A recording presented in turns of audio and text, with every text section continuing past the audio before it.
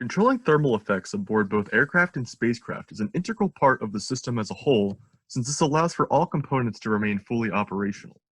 On aircraft specifically, one method of thermal control is through the use of airflow over the heated component to dispense some of this heat.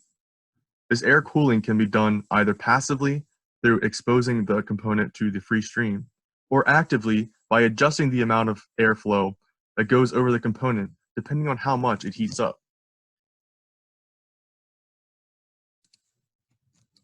To recreate this type of system, we needed to use a component that could measure temperature to determine if a system is overheating, as well as some way to control and vary the amount of airflow depending on this temperature. Our mock-up system, therefore, uses a thermistor to read the temperature value and a DC motor with a fan blade attachment that can speed up or slow down according to how high the temperature reading is.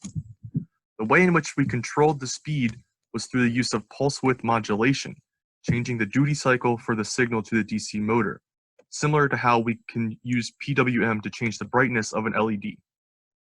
In order to do this, we implemented the L293D chip to allow for precise motor control, as shown in the middle picture. So for this system to work, the thermistor is going to read a temperature in degrees Celsius, and the ranges in which the motor speed will change are based off of a arbitrarily chosen reference temperature. For this case, I chose 24 degrees Celsius, so it's a little bit above room temperature. That way I can get this circuit to actually work on video. The real life system for air cooling will be a lot higher than just 24 degrees Celsius. But here we go. I'm going to apply my body heat here. So it reads that the temperature has increased, so it's trying to cool it off. So when I take my fingers away and the thermistor starts to cool down, it stops.